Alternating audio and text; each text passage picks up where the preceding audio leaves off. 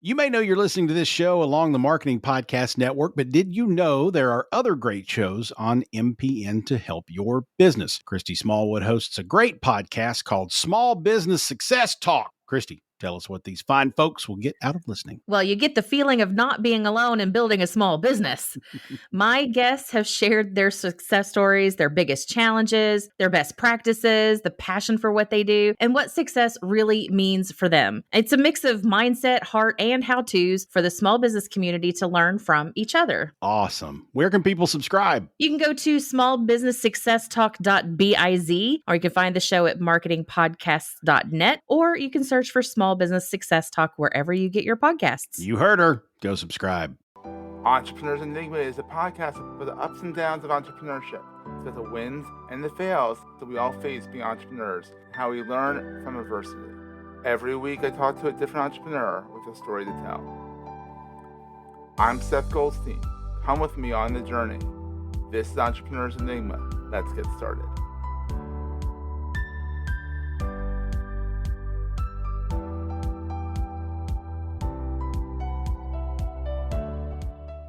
Hey everyone, welcome to another edition of the Entrepreneurs Enigma podcast. I'm Seth. With me is Allie Danzinger of Ampersand Professionals out of Houston, right? Or around Houston. Yep, I'm based in Houston. Hi. How's it going?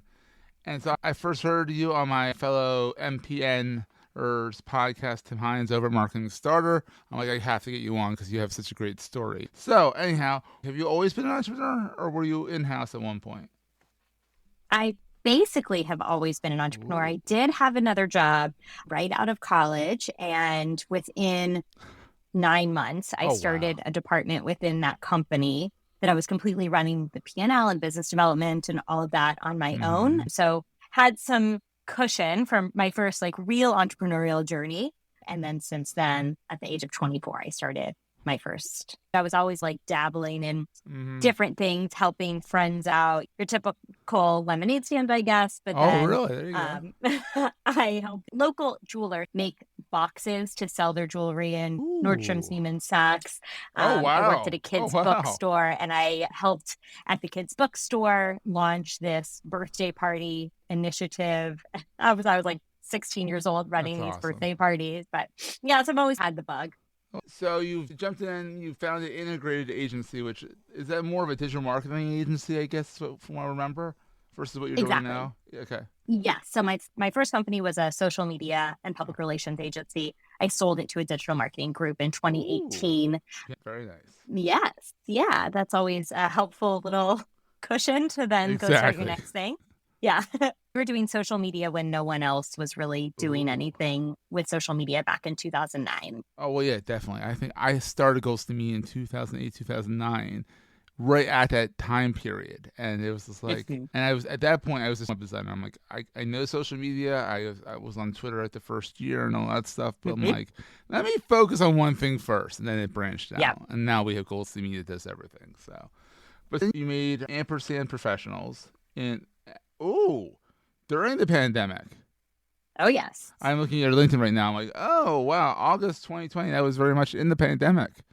Very much in it. So what made you leave, or I guess take a side seat over Integrated and start this up?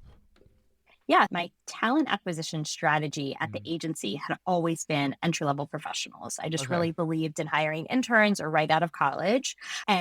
But probably because I started that company when I was 24, I didn't really have the confidence to hire people much older than me at the beginning. And then it just was part of our ethos.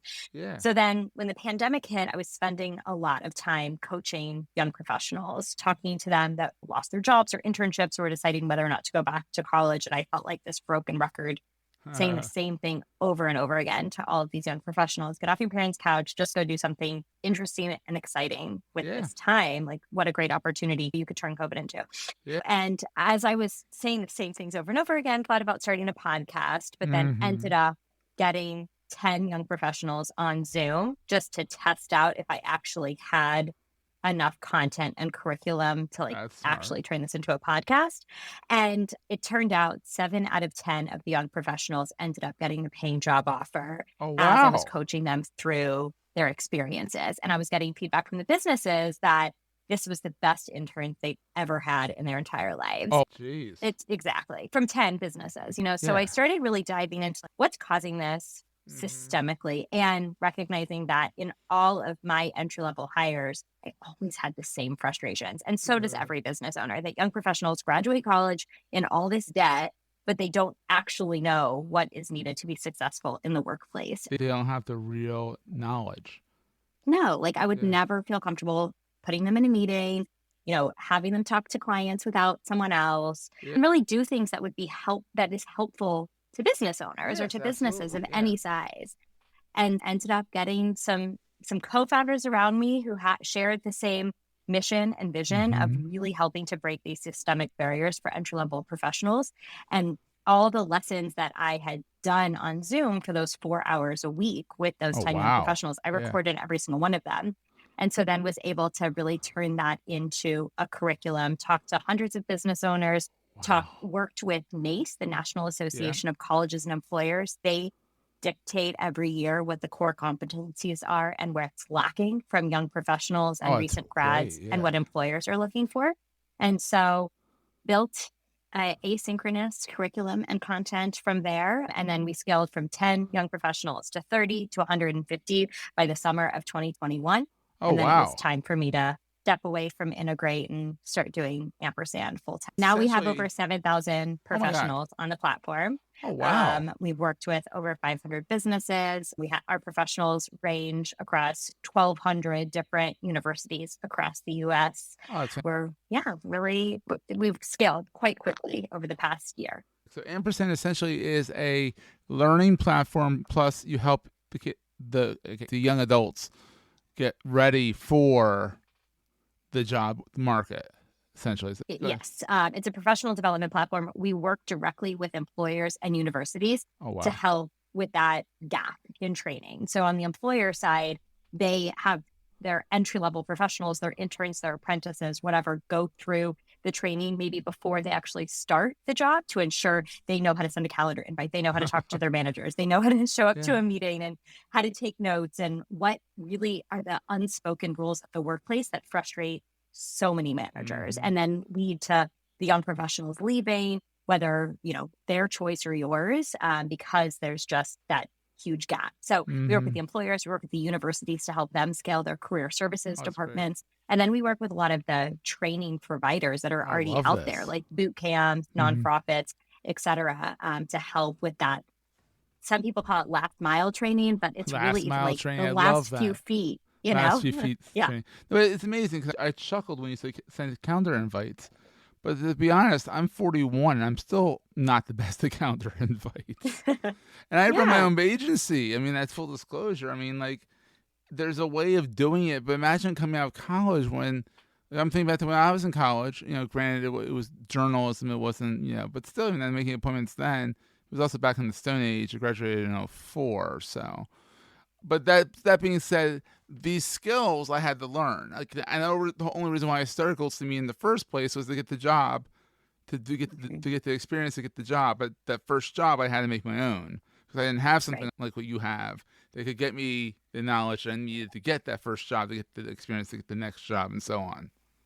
We're going to take a quick break, hear from our sponsors, and get right back to the show. You may know you're listening to this show along the Marketing Podcast Network, but did you know there are other great shows on MPN to help your business? Mike Carlin hosts a great podcast called Uncorking a Story. Mike, tell us what these fine folks will get when they listen. Uncorking a Story profiles successful writers and authors to uncover how their background and life experiences influence the stories they create. We learn what motivates them, their path to success, and what fuels them to keep creating. And it all starts by asking one simple question. Where does your story begin? Ooh, interesting. Where can people subscribe? You can follow the show at uncorkingstory.com, at marketingpodcast.net, or by searching for Uncorking a Story wherever you get your podcasts. You heard him. Go subscribe. Right. And Seth, hopefully in that first job, you have a patient manager who's going to teach you those things. My wife. Let you kind of, or wife. My wife was my patient manager. She was my patient manager. She's like, all right, you did that wrong. Try again. I'm like, oh, man. Yeah. Well, I was very lucky. I owe everything to my wife. She's fantastic. So here's a question for you. What is the best thing about being an entrepreneur in your mind? I've basically always been an entrepreneur. Yeah. And when I talk to people who say that they want to take the leap and they want to be their own boss, and they're like, I can't wait to build my own hours and my own schedule. I warn them that I it always doesn't chuckle. necessarily mean 9 to 5, but it's 5 a.m. to 9 p.m., right? Like it's flipped. And so you're working constantly, but you're working on what you want to work on, and you're moving in the direction of something that you have autonomy and control over. And that's something that has just always resonated to me. I love learning. I love developing. I love growing. And when I feel stagnant, I usually end up creating chaos in my own companies because I'm bored, as I think a lot of entrepreneurs do. And the fact that I can create that chaos and create that growth and development for something that I have control over is just something that's my favorite piece of the puzzle. I love that you create chaos in your own companies. I got the itch. Everyone's like, oh, there goes Allie again. Exactly. That's what my team says. Like I run about 3 days a week, go to a yoga class a couple times a week too. And my team freaks out when they see a run on my calendar because they know that I'm always going to come back with some idea that's going to change things up, or let's do it this way. They all make fun of me, but it's necessary for a company to grow, to keep evolving. And that's just where my juices come from. That's great. Now, so what keeps you up at night? What's the scariest thing about entrepreneurship? Yeah, I mean, it's really just the fact that other people's livelihood is dependent on your success, and you going for those runs and continuing to evolve and come up with new strategies, right? When things are working and when they aren't, but even when they are working. So, when I'm always so inspired when one of my employees books a vacation or sends another kid through private school or buys a house or something like that. And those things that I know are part of their life goals, and that my company has been able to be a part of seeing them achieve those life goals. But then, of course, you want to make sure that they can keep that kid in private school or make that next mortgage payment. And so that's what has always been my motivator, is my employees and my team, and giving them a space to grow in their own careers. That's wonderful. And so what is the most important thing to carry with you all the time? It's either my confidence or my sense of self. And knowing my confidence or my sense of self would be what I feel is necessary to bring with me in order to be successful as an entrepreneur. There's things that I am really good at, and there are things that I am really not good at all, Seth. I know that, yeah. Spend my time feeling like my ego needs to be good at it. And so the confidence that my parents instilled in me, I think, is imperative, so that when things don't go your way, or when, you have to release the reins and bring someone else into the fold who's a lot smarter than you to solve whatever problems in front of you, and the confidence that it's okay to not be the person doing everything, are the only ways to succeed. It's so true. You do what you're good at and you hire for the rest. Or I read a book a long time ago. Or you do what you're good at, and then you try to do the rest, and you realize eventually that you have to hire that kind of thing. I read Rocket Fuel. Oh, that's a good book. 10 years ago or so, and it just completely changed my life. It made me realize that, all right, I am a visionary. I'm a visionary in business. I'm a visionary in my family, and I need an integrator next to me, making things actually happen and come to life. And I used to feel very self-conscious about the fact that I couldn't do it all, that, I'm great at sales. I'm good at coming up with ideas. I'm awesome at recruiting. But then when it comes to the follow through of some of those things, I often fall short, and I have most of my career. And so reading that book really helped just give me this total paradigm shift of surrounding myself with people in every aspect of my life who can really fill the rest of the yin and the yang. So I have that in business. And then my husband is totally an integrator, both in our marriage and at his work and in his ventures. Yeah, I think it's so important to recognize that and to surround yourself with people who can fill the rest of the gaps. My wife is my left brain, because I don't have a left brain very well. So she's the analytical part. She does the books. She does a lot of stuff, and she does her stuff at her work and stuff like that. But I'm like I couldn't do my business without her. But I couldn't be a father without, well, literally, but you know what I'm saying? Well, literally, I couldn't, but I couldn't raise a child without her. She literally is my integrator, essentially. So it's fantastic. Yeah. And knowing that is like half the battle. So that's amazing. So Allie, where can people find you? Where's your watering hole online? Where do you like to hang out the most? Probably probably on LinkedIn, most active social media platform. So you and I connected there, Seth, and I spend most of my social media time on LinkedIn. My Instagram is mostly my kids. And so they can find you at Ampersand Professionals, which is yes. Sorry. Which is ampersandpro.com. Well, Allie, thanks so much for being on the program, and we'll see everyone next week. That was a great show. Hey, if you're enjoying Entrepreneurs Enigma, please give us a review on the podcast directory of your choice. We're on all of them. And these reviews really help others find the show. Also, if you're getting value from the show and want to buy me a coffee, go to the show notes and click on the link to help me stay awake while I bring you more great episodes to your ears. That's in the show notes, and I look forward to the next episode. Take care, guys.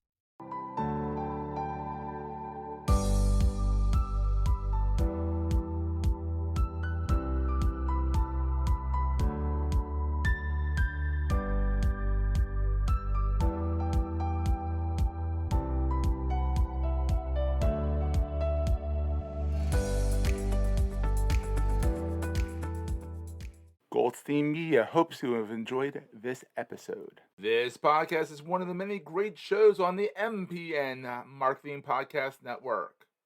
You may know you're listening to this show along the Marketing Podcast Network, but did you know there are other great shows on MPN to help your business too? Caroline Kay hosts a great podcast called Snippets of Genius. Caroline, tell us what these folks will get out of listening. Snippets of Genius is a lighthearted business podcast with some brilliant insights into how you can attract and cultivate success. In each episode, I have an inspiring conversation with genius guests from the worlds of business development, marketing, design, and wellness. Each of them share their ballsy, daring moves to burst business opportunities wide open. Every episode is designed to give you as much value as possible so you can decide, define, and develop anything you want in your career or business. Hard to turn that down. Where can people subscribe? They can come on over to my website, which is www.carolinekay.co/podcast, or find the show at marketingpodcast.net, or search for Snippets of Genius wherever you get your podcasts. You heard her. Go subscribe. This podcast is heard along the Marketing Podcast Network. For more great marketing podcasts, visit marketingpodcasts.net.